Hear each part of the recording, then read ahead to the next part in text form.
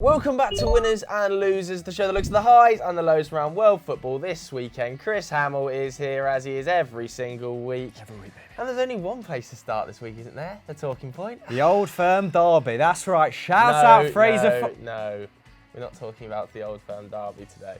Maybe on Euro Roundup. Maybe, and that's optimistic to be honest. It's effectively a League Cup, isn't it? Awful game. Come on. Man United, Man City, let's go.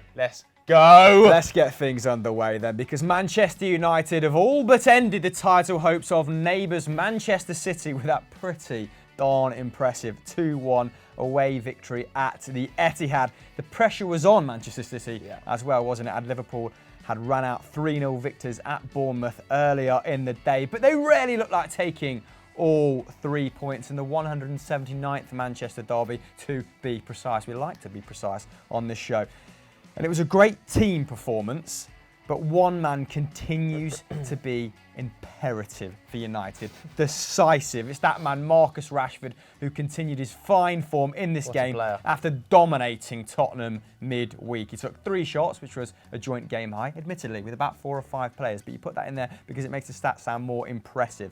Creating 1 chance and converting a penalty. The 23-year-old won the penalty as well, didn't he? Yeah. Bernardo Silva scything him down. Took a little while to be awarded the penalty, but Bernardo Silva scythed him down following a mazy run into the box, picked himself up, dusted himself off. You think it was a pen?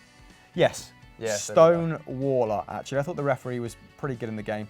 So that makes it 7 in Marcus Rashford's last 8 now, I believe, with his season total at 10. This matches 18-19's output in 17 fewer games. Not bad, is it? We like to see that progress. Competition for places going into Euro 2020 as well.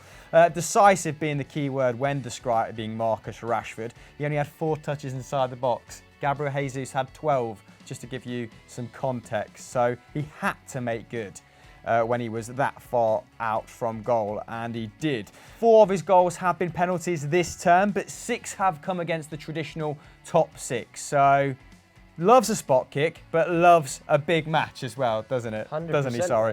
So a combination of both. Open play goals should come as well with Pogba's return and a sustained run in the team from Anthony Martial, who of course missed that Tottenham game owing to muscular issues, but was back here and was bang amongst the goals. The Frenchman's strike was the 24-year-old's 7th goal involvement of the season, meaning he's contributing to a goal every 110 minutes. And from then on in, it was a very, very big ask for Manchester City, as United haven't lost a game where they've been leading by a 2-goal margin at half-time in 170 goes, winning 167 of those. That is absolutely ridiculous.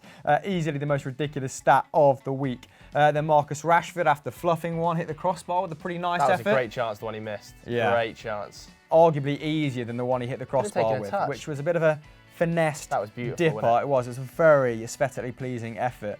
Has he kept Ole Gunnar Solskjaer in a job? Less than a week ago, the Norwegian had drawn games with Aston Villa, Sheffield United. Those perpetual Poch rumours wouldn't disappear, would they?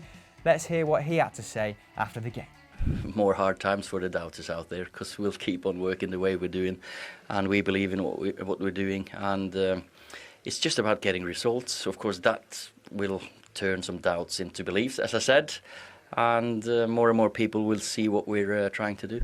To be fair to the Manchester United board, they have constantly said they're going to stick by their manager, and it does seem like he's bought himself another run of 10 games with this week's, last week's worth of victories even. Are you a happy bunny about that, or did you kind of want his future to be decided in the here and now when Poch was available? I stick by pretty much what I said on last week's show. I really don't think it matters too much who the manager is. I think the results are going to be extremely tumultuous at Manchester United whilst you've got that board there. And quite frankly, as I said last week, the midfield's not good enough. The reason Ole Gunnar Solskjaer has such success against top teams is because he doesn't need a midfield. All it is defence, counter-attack, defence, counter-attack. Where Ole struggles is when United have to control the game and they're going to have 70-80% possession, because then the midfield isn't there to create the chances, especially when Pogba's not fit. I mean, Fred's had a great week though. You doing his efforts a bit of a disservice or what? Or do you expect his form to? No, I think he's had a great 2 games. But again, both of them have come against good teams, haven't they? Where all he's had to do is defend. When he's got to control the game and create chances and pick teams apart, it might not be his game. He might be more of a defensive player, which is fine. And he's definitely improved within the week. Same can be said of a player like Aaron Wan-Bissaka, who has looked phenomenal this week, isn't he? What a game he had. In particular against Manchester City. Rarely have you seen a player shut Raheem Sterling down in that way. I think he put up 7 tackles and interceptions in this game, a match high, which felt more like 20 on the night, it has to be said, given the amount of blocks he put in and stuff like that. But there are still question marks about him going forward. Very, very good defensively, but how many chances does he create? Is he good at picking passes between the lines? Maybe not, which is fine, but when you haven't got a fullback that does that, you need a midfield to do that. Most of it came through Dan James, didn't it? He created an awful lot of chances on the night. I think it was 4.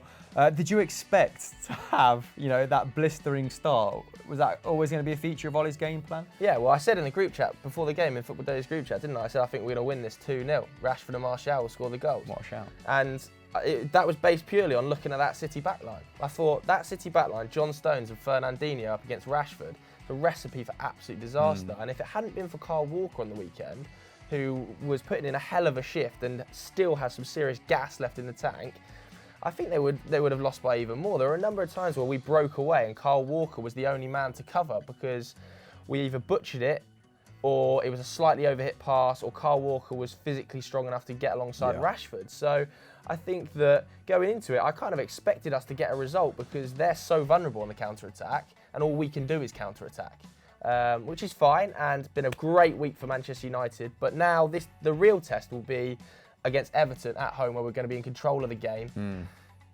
Can Ollie work out a system in that midfield that means the control of the game turns into a positive chance-creating system? Yeah. Not yet convinced, but it might well happen, because we are in some form at the moment. But for Manchester City, it has not been a good week, obviously, and it's actually not been a great start to the season for Pep. This is his worst start to a season in his managerial history. 16 matches, 32 points, which is still a very good tally, by the way. Yeah. 2 points a game is exceptional. But having said that, when you're up against Klopp, it's just not good enough right now, is it? And John Stones went off again, injured, didn't he? Just seems like it's going to be a perennial problem now, doesn't it? I don't know whether it was the hamstring. If it was, goodness me, they need to get a centre-back in January, because I saw a lot of reports about that Maguire move and how much City are regretting not signing him now, and God, could they do with him, quite frankly. They also missed Sergio Aguero really badly, I thought, on the weekend. He's got an amazing record against Manchester United, 9 goals in 14 games, and Gabby Jesus didn't quite cut the mustard. Fabulous player, but on the night missed some big chances. The header just before half-time, I think, was one of the biggest chances in the game. If that finds the back of the net, game changes. I think everyone on the Football Social in the studio thought that was offside, and when we went back to it, it of course wasn't. Very gilt-edged chance. But his barren run at home continues, doesn't it? Yeah, I mean, I feel a little bit sorry for him. He hasn't scored at the Etihad in 11 appearances now, but he is exceptional away. He is. I still think he's probably the man to take the mantle on from Aguero long term, but for sure, in the immediacy, he needs to start bagging at home. What I will say, though, is title's now done for me. 14 points behind. That is not getting overturned, is it? 14 points. Jurgen Klopp is not dropping any more than 8 points throughout the rest of the season, I don't think. No team in top flight history, at least in the Premier League, has made up that deficit on the side that's gone on to win the title. Yeah. Are we going to touch as well about the racist abuse towards Fred? Because I think we should. We are. It was very unsavoury, wasn't it? Shocking. Definitely worth a mention, Joseph. Important that we have this conversation. And to Manchester City's credit, I believe they've already identified him, banned him, and the police have intervened. Yes. So let's hope that that moron gets his comeuppance. 100%. Absolutely shocking stuff. But anyway, back to the football, because Pep Guardiola, after the game, was still insistent that points aren't the most important thing in the world. It's 14 points now. That gap has never been made up before. Do you take it as a challenge? It's okay, let's make history. There's no time to think about that. I said when it was 6, 7, 8, 9 points, I said the same all the time. So think about it, what you have to do. Think about it next game. And it's unrealistic to think about, to catch up It doesn't matter. We are 6 points, 7 points, 14, 25. We have to continue. Do you think you can get back to your best? We are a fantastic team. We play so good. Before we get on to our first winners, if you're new to the channel, make sure you hit that subscribe button and turn notifications on, because those first winners are Leicester City. It was sent in by Rockstar Azar22. Hamill. They are killing it, aren't they? Just relentless at the moment, hammering Aston Villa in this game week, 4-1 away from home, with Jamie Vardy scoring twice to cement their grip on second spot in the league. Vardy started and finished the goal scoring. Here's me saying he'd slow down on hot takes a few weeks ago. He's making me look like an idiot, defying all the underlying numbers to really get a grip on, becoming the league's top goal scorer once more. Becoming the first player actually in the process to score in 8 consecutive Premier League appearances since he, set the record himself way back when in that title-winning season. And he scored in every single game since Colleen Rooney exposed Rebecca Vardy. There we have Which is it. even more impressive stat. So he just doesn't It's care about Twitter Jamie chat, Vardy. does he? And since Brendan Rodgers took charge at Leicester, Vardy has scored 25 goals, more than anyone else in Europe's top 5 leagues. But it wasn't just his endeavours that secured the points in this game. A rejuvenated Kelechi Iheanacho, you love to see it, and Johnny Evans were also on target either side of Jack Grealish's strike. The Villa captain grabbing his 6th goal of the season in the process, equalling his best tally from last season. Now, this was Villa's heaviest defeat at home since April 2016. So despite them being, an attack-minded side, at Villa Park, not really been on the end of a thrashing until Brendan Rodgers' Leicester rocked up. They now remain outside the relegation zone, only on goal difference. As for the Foxes, like we said, they can't stop winning. So they've won their last 8 Premier League games in a row and have won their last 4 away league matches by an aggregate score of 17-1. Helps when you won 9-0. Yeah, doesn't sound that impressive when you bring that into context. The East Midlands side are now, 6 points clear of Manchester City and 8 points behind Liverpool. But Rodgers says his team are focusing solely on themselves and not the title race. It's that classic, let's take it one game at a time. Brendan, come on, give us something to work with. At the moment, you look like the most likely challengers to Liverpool. Do you believe that yourself? And if that is the case, does that change things a little bit for the mentality of your players? No, but we just concentrate on trying to play as well as we can and trying to ensure the performance level is as high as we possibly can. And wherever we are in the league, we always look forward to try and chase the teams in front. So that's the idea. Liverpool are an incredible team, and been together now for a few years and have played to a really high level. But for us, it's just trying to keep pushing, keep fighting, keep developing as a team and see where it takes us. So you're going to have a go at chasing them? Well, we always look to do our best, and like I said, we're not at the halfway point yet, but we just keep concentrating on ourselves and making sure our own performance is right, and hopefully that will keep us moving forward. Thank you very much, Brendan. Pleasure. Thanks, man. Of course, Leicester City were very, very good value for this win. 60% possession, 23 shots with 8 on target. Even XG had it down at 4-1. So Villa really can't have any complaints. You've talked about Vardy. I want to talk about James Maddison as well, because he is going from strength to strength. If Leicester manage to keep hold of him next summer, they've done bloody well. 5 key passes in this one, 2 assists, 92% pass accuracy.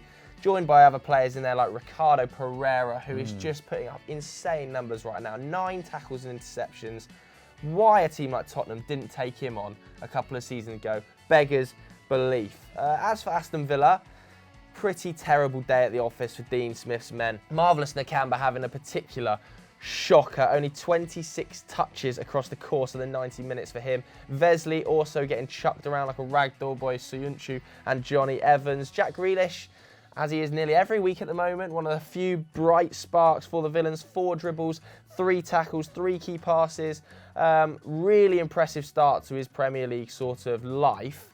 I again don't think they're going to be able to keep hold of him much longer. I thought he should have moved in the summer. He's definitely going to move in either January or the summer this year for me. Well, particularly if they go down, it's a foregone conclusion then, isn't it? He's just way better than Aston Villa. Next up for Dean Smith's boys is a trip to Sheffield United, which is by no means an easy game, whilst Leicester at home to Norwich, who they should absolutely pummel.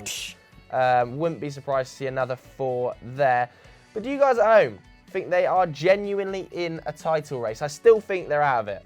Yeah, not many people are talking about them like they really are. But maybe we should pay them some more respect than we are. So let us know in the poll up there, should we be paying Leicester a little bit more respect? You mentioned them just then, Joseph. It's Norwich kicking off our losers. This comes from @Boggle_93. The Canaries crashing and burning. Yeah, they are all over the place at the moment. They lost again at home to Sheffield United 2-1. They are now firmly rooted in those relegation spots, and they are going to have to perform miracles to claw themselves out, in my opinion. Yes, they started well, didn't they? Tete getting his first goal in 55 years. Kenny! I know, finally back in the big time and getting some goals. But Sheffield United, who've been incredibly impressive this season, especially the fullbacks, stepped up yet again. We saw goals from Baldock and Stevens, both the fullbacks, getting on the score sheet to turn it around. This result now, Canaries in 19th place, just 11 points. That's a long way to Villa as well, a whole 4 points off Villa in 17th. Oh, wow. And they have to improve that home record. They concede so many goals. The defence has been an absolute shambles. Just 2 wins at home, 1 draw, 5 losses in 8 games. Unacceptable run of form. And they've conceded at least 2 goals at home in their last 7 Carrow Road fixtures, which is 100% the form of a relegated side. Daniel Farke either needs to get reinforcements in January and early, or he needs to change the system, because you cannot concede 2 goals at home every game and consider yourselves a Premier League outfit. You can't, and it doesn't feel like they're going to spend big in January, so it may be a case of trying to squeeze even more out of that current squad. And in terms of going forward, you know, still pretty pleasing on the eye, but like Joseph said, this does come at a cost. They're conceding 16.6 shots per game, only worsened by Arsenal, oh wow, and Aston Villa. Now, while Southampton are actually the only side that have conceded more than their 34 goals this year, expected goals against suggests that it should be them that is rock bottom, with Norwich extremely reliant on the decent form, let's say, of Tim Krul. Now, going forward, not an issue. We've established this. 3.9 shots on target per 90 is the 13th best in the division. And that showed in this game, out shooting Sheffield 14-9. But again, defending at set pieces, costing them big time. Expected goals against from set pieces and corners, currently 0.3. So expected to almost concede 1 in every 3 games from set pieces. Meanwhile, Sheffield United deserve props for their away form, don't they? With the promoted side winning 2 and drawing 6 on the road. Their best start to a league season in 120 years, apparently. Go on, Wilder. Well, Liverpool's Alexander-Arnold and Andy Robertson are the only fullbacks with more goal contributions than George Baldock's, even 5 this season. What an invaluable asset he's proving to be. And while this game wasn't a thriller, it'll go down in history books as the first Premier League game to see a red card overturned by VAR. That was Chris Basham, wasn't it? A fact that Wilder will no doubt be thrilled about. Let's move on to our next winner. Our final winners this week, slam dunk the funk, it's Everton, Blue Kangaroo 10 sent this one in, Hamill. Yeah, love those scenes of him and Go the on, ball Duncan. boy just embracing after that third goal. But let's break down the full match for you, because Everton's caretaker manager and club legend Duncan Ferguson got off to a dream start as caretaker manager, as his side deservedly beat Chelsea 3-1 at Goodison, with goals from Richarlison, who actually managed to score with his head this time and not his shoulder, and a Calvert-Lewin brace, with Kovacic replying for Chelsea. Pretty handy goal as well, very similar to his goal by the way, against Valencia. Really finding form, like Joe said. Now, this win, just their second in their last 6 Premier League games, they've drawn 1 and lost 3 in that period, was the perfect response, wasn't it? Following that lacklustre performance in the Merseyside derby, where they lost 5-2 to Liverpool midweek. And it took the Toffees from 18th, it was all panic stations prior to this game, wasn't it, to 14th. Just 3 points now off 11th place Arsenal. The Premier League is absolute chaos this season. And it was a deserved victory. Despite having just 30% of the ball, Everton carved out 13 opportunities to Chelsea's 15, putting 7 on target to the Blues' 4, with XG having it at 1.7 to 1.2 in their favour. So they were creating the better opportunities. They were being the more decisive side, weren't they? Now, Everton have beaten Chelsea twice in a row in the league for the first time since November 1994, having beaten them 2-0 at home in March. So that must mean the same calendar year, right? Ferguson will be delighted too. Not only did Richarlison, who played up front alongside Calvert-Lewin, scored for the 3rd consecutive Premier League game for the first time in 89 appearances, but the 37 tackles his side put in were the most by any team in the Premier League since the start of the 16-17 campaign. So, I mean, when you're facing Big Dunk at half-time, you better make sure you're putting a shift in. Rumour has it someone once broke into his house and he put them through a window. But that is, of course, unconfirmed, but still. That is so many tackles. That's nearly 4 tackles per player, because you're going to exclude the goalkeeper, which is a huge amount. 4 tackles per player in 90 minutes. We talk about 4 tackles being like elite numbers for any player. Gylfi Sigurdsson was putting up insane numbers on the weekend. What a performance from him. Yeah, massive team effort, and you expect that upturn with the new manager coming in, but maybe Duncan Ferguson getting that little bit more out of him, like Joe said, because of his status around the club, because of how well respected he is on Merseyside. Now, let's hear from him now, because he heaped praise on his players after the game. I think they're a credit to the football club, to be honest. Yeah, really a great reaction, one that we were looking for and hoping for. You never can tell, but I thought they really, to a man, were colossus. We also saw a lot of what Evertonians want from the manager on the touchline, so how was it for you? Just what I looked, probably, to be honest. Very emotional, exciting, nervous. But, making sure you got your team in a good shape. Very difficult to get the information on because of the atmosphere. It was unbelievable. But yeah, I think I couldn't have dreamt it any better. For Lampard, though, pretty horrible day at the office, and it's been a horrible past month for him or so as well. Not particularly good, just 1 win since November the 11th. Oh dear.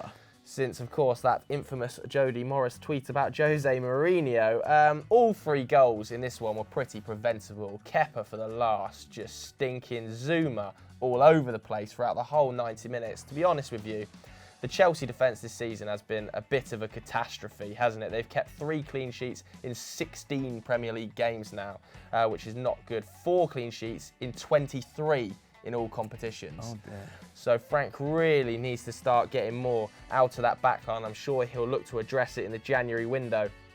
They've now lost 3 of their last 4 Premier League games as well. That's as many as they'd lost in the previous 20. And that gap to 5th place has shrunk significantly down to 5 points now. At one stage, it was kind of a runaway top 4, wasn't it? Now it looks like Chelsea are getting dragged back into that pack, which is not good at all for Frank. 1 clean sheet away from home. I keep banging on about this defence in their last 17 Premier League away games, which is just appalling. Absolutely appalling. They rapidly need to get Rudiger fit. I don't know whether he's still injured, whether he's just not in the reckoning. I'm not too sure. Feels a little bit lopsided playing Azpilicueta on the left and then getting Reece James in at right back, as good as Reece is going forward. I feel like he's a little bit suspect. And then Christensen and Zuma, just an absolute catastrophe at the back. Dominic Calvert-Lewin was chucking Christensen around like a rag doll, and Zuma would rather kick the ball backwards than he would forwards. I don't know what his clearances are all about, but they are shot to pieces. The whole back line only put 5 tackles together in this game. And we were talking a minute ago about Everton averaging 4 per man, and it's just all over the gaff. Sidibe is putting up 11 tackles and interceptions for Everton, which is absurd by all accounts. But Reece James is barely scraping together 2 here. Calvert-Lewin as well, I did mention him briefly there, probably one of his best performances in an Everton shirt. He is a little bit suspect still for me, but what he is a bully. He's a very, very hard man to mark. 1 interception in this game, he won 11 duels in the air. Yeah, he's a beast in the air, isn't he? And physically, he is large. He's tonk. I know, and people were saying, oh, have you seen that photo where he photoshopped his abs? He didn't photoshop his abs. Kieran Carlin did the groundwork, went on Getty. It's just 2 different photos, one where he's tense, one where he's not. I'd be very impressed if he had those Photoshop skills, to be fair. Yeah, he is an absolute beast, isn't he? Although it is the first time he's scored a brace, I think, since he played in League 2. So yeah, it's taken him a while. Not prolific, but cut. It's taken him a while. And, I mean, the finishes weren't the most difficult. No. But he was just an irritation, a thorn in their side. And the second has gone clean through Kepa's legs, hasn't it? I think if it wasn't for Kovacic, though, for Chelsea, who put up one of his better displays, that it could have been worse on the day for Frank Lampard. They need to sort that defence out seriously badly. And that game against Lille at home on Tuesday is now massive. If they lose that and go out of the Champions League, there's a little bit of pressure starting to build on Frank there. Particularly given how amazingly well he started. As for Everton, Big Dunk, he's obviously got that trip to Old Trafford that I spoke about being a big game for Ollie next weekend. I think that Frank needs to spend some big money. People were talking about Jadon Sancho coming in. They need to be spending some money on some centre halves. I saw them linked to Nathan Ake in the week, and I thought it wouldn't be the worst option, but I think they need bigger. Have a buyback on him, don't they? I think they need bigger and better. I saw them linked to Koulibaly as well. I don't think it would be the worst option, given that Napoli are in a bit of crisis and the board De Laurentiis wants to sell, doesn't it? But I think Frank needs to do some surgery to that back line, because right now Christensen and Zuma just aren't good enough. Le Mad Le Brave rounds off the show with his suggestion of Burnley for the bin. They have been conceding goals for fun recently, but also some very fun goals scored against them. So great for the neutral, Joe. Yeah, absolutely fabulous from Son, wasn't it? Of course, scoring what is probably going to end up being goal of the season. Mourinho called him Sonaldo Nazario after the game as well, which is just glorious. How does he get quicker with the ball? I don't know. I mean, as good as the goal is, the defending is horrific. Like, it's about 4 touches from penalty area to penalty area. Moses vibes, just parted. All over the place. And that goal was so good that it took the shine off of some other good goals as well. Harry Kane scored about a 30-yard belter into the top corner, didn't he? He opened the scoring with that one, I think, actually. And then Lucas Moura made it 2-0. Before that, Son Heung-min, absolute smash and grab, 3-0. He said it's the best goal of his life, and it's no surprise. Didn't he take the match ball? I think he took the match ball. I think Jose tried to give it to him. Anyway, he's now been directly involved in 15 goals in 15 games at the new Tottenham Stadium. That's more than any player in this side. Jose absolutely loving him. But Sean Dyche hating him and hating his own team defensively, because they are utter crap at the moment at the back.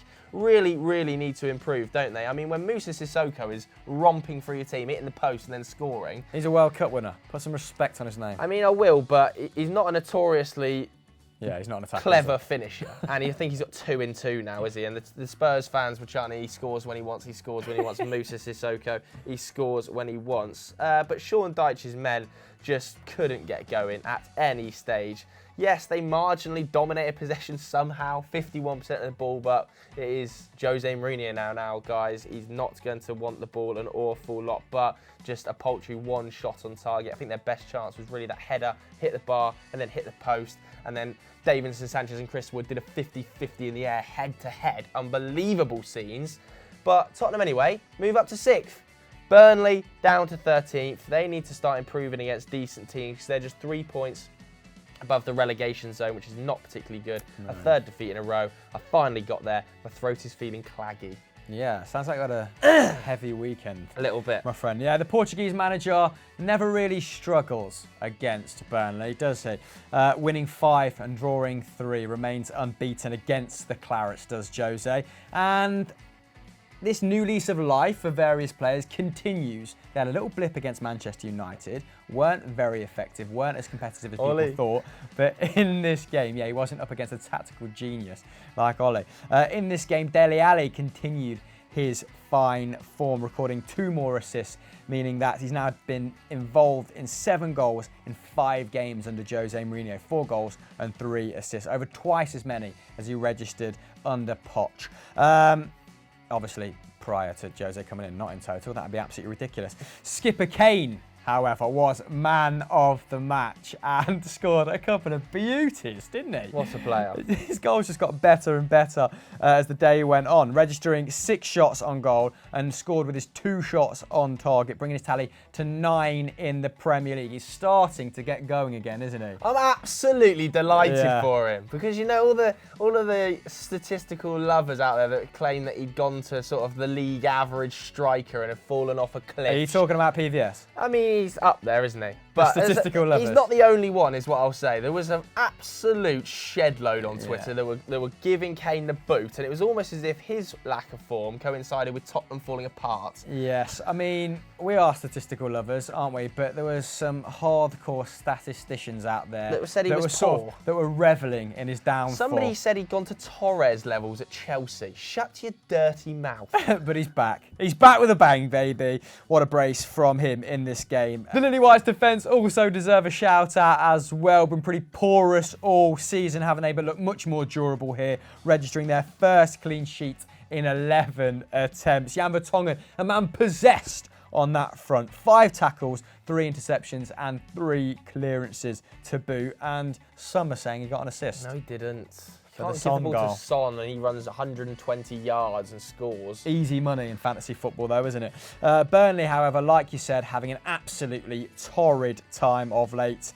Their 5-0 defeat here is their joint biggest margin of loss in the Premier League. They've won just 1 of the last 28 Premier League games against top 6 sides, drawing 6. Losing 21, Joe. Mate, they've got a weird narrative, Burnley, as well. Everybody thinks it's a really tough place to go, and Sean Dyche's a tough manager to play. If you're like there's a narrative when United travel there or Chelsea, this is gonna be a tough game. They're awful against top sides. That's stinking. Talking of awful, they are playing Newcastle next. What a game that will be. Definitely not tuning in for that bad boy. But it will give one of those sides breathing space in terms of the relegation battle. And I tell you what, Newcastle have been improved in recent weeks, haven't they? Joe. So yeah. Big JJ at the wheel. Anyway, what am I talking about? Let's wrap this show up. It's the end of the show, Joe. What have we got to plug? What should people continue to watch? For everybody who's about to comment saying, why didn't you talk more about Europe? Go and watch Euro Roundup for the 10,000th time. That's where we'll be talking about the bigger names. I would imagine Messi's hat-trick, for instance, gets a mention over there in the week he won the Ballon d'Or. So please don't comment it here. Just go and watch that and show it some love. Yeah, all Premier League around here, baby. But see you on Euro Roundup in an hour's time. Bye.